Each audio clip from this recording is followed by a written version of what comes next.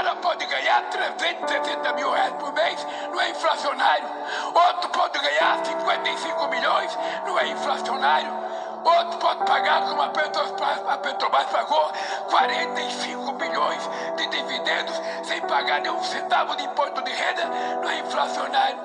Agora vem o cara do Banco Central e fala, não pode aumentar o salário mínimo, e esse negócio de pleno emprego pode causar inflação. Eu fico pensando, aonde é que essas pessoas estudaram? Qual foi a formação que essas pessoas tiveram? Em que Deus essas pessoas acreditam? Será que é verdade que eles acreditam em Deus? Porque não é possível que alguém que seja cristão seja tão insensato, seja tão desumano, pense tanto só em si. O que eu quero, na verdade, é fazer com que esse país se transforme num país em que todos possam levantar de manhã, tomar um café gostoso com a sua família, almoçar, jantar, no final de semana ir no restaurante. E os pobres do Rio de Janeiro não tem que ficar só nos morros, eles têm que ter o direito de ir pra praia de Ipanema, Copacabana, tomar uma caipirosca e viver a felicidade que Deus prometeu para eles. Qual é o crime? Qual é o crime das pessoas viverem bem? Qual é o crime da gente dizer que a filha de uma empregada doméstica tem que ter a mesma oportunidade que o filho da sua patroa? Qual é o crime da gente dizer que um filho de pedreiro pode ser engenheiro? Qual é o crime que a gente comete quando a gente cria um programa pé de meia para garantir que 500 mil de meninos e meninas no ensino médio não desista da escola para poder ajudar o orçamento familiar? Mas vai custar caro, vai custar 10 bilhões de reais, que custe 15. Eu prefiro gastar 10 bilhões em educação para a nossa juventude do que gastar 50 centavos para fazer uma cadeia para prender ele se ele não tiver sorte de estudar amanhã. Aqui nesse país, historicamente, tudo que a gente quer fazer, as pessoas falam, vai custar caro, custa muito caro. Tá custando caro fazer isso aqui, Magda. Tá custando caro a gente fazer esse complexo Boa Ventura. Tá custando caro. Mas vamos fazer a pergunta ao contrário.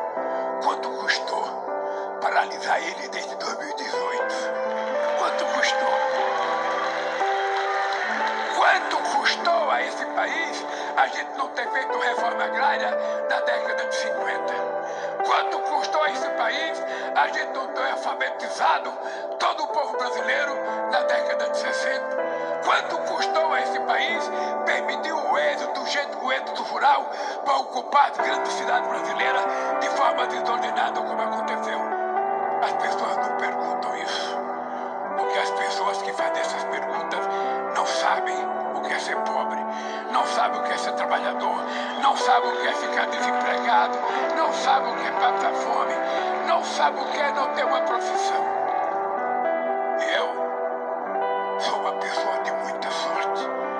Se eu contar para vocês a quantidade de sorte que eu tive na vida, vocês não vão acreditar.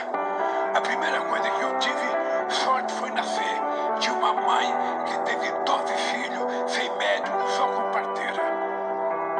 A segunda sorte que eu tive, Magda, foi não morrer de fome até completar 5 anos de idade, porque aonde eu nasci, as crianças morrem logo.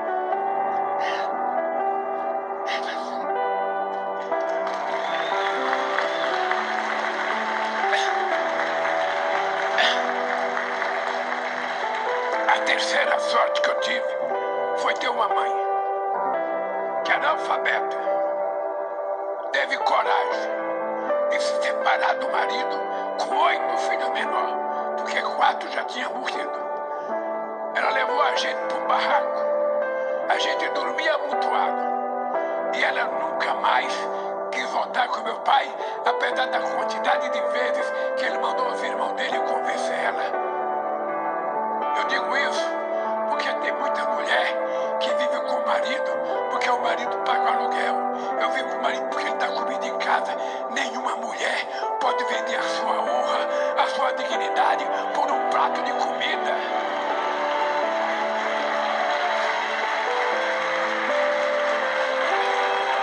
É por isso que eu tenho obsessão pela educação. Porque a educação dá a independência que nós precisamos. Uma mulher bem formada, uma mulher com profissão, ela só vai viver com um homem se ela gostar dele, ou viver, sabe, com a mulher, viver com gente. Porque hoje a gente tem que ser mais moderno, viver com gente. Mas uma mulher só pode superar um parceiro se ele trata ela bem, se ele respeitar ela, se ele quiser gritar, ficar sentado no sofá, me dá uma cerveja, traz a minha cueca, me traz uma toalha. É melhor ela mandar ele procurar outra e cuidar da vida, que ela vai viver muito melhor e com muito mais dignidade. Eu tive sorte quando eu aprendi uma profissão de torneiro mecânico e arrumei emprego para ganhar mais do que o salário mínimo. Eu tive sorte de ser o primeiro filho da minha mãe a ter uma televisão. Eu tive sorte de ser o primeiro filho da minha mãe a ter um diploma primário. Eu tive sorte de ser o primeiro filho da minha mãe a ter uma geladeira, a ter um carro, a ter uma casa própria. Eu tive sorte de ser presidente do sindicato importante que é os metalúrgicos do ABC. E por conta disso, eu tive sorte de trabalhar com uma classe trabalhadora consciente que me ajudou a compreender que eu precisava criar um partido político, porque as leis que a gente quer que seja aprovada não serão pelos nossos adversários dentro do Congresso Nacional. E eu tive sorte quando vocês tiveram a coragem e a consciência de colocar um cidadão só com diploma primário para ser presidente da República desse país. E eu precisava mostrar à elite brasileira que o metalúrgico, peão de fábrica, que já passou fome, que já teve sua casa com 1,5 metros de água, que já saiu correndo para tirar rato, barata de dentro da sua casa. Eu quero provar para eles que eu tenho mais competência de governar do que eles que nasceram numa vida de nababo, na detrimento de ouro, e estudaram o que eles quiserem.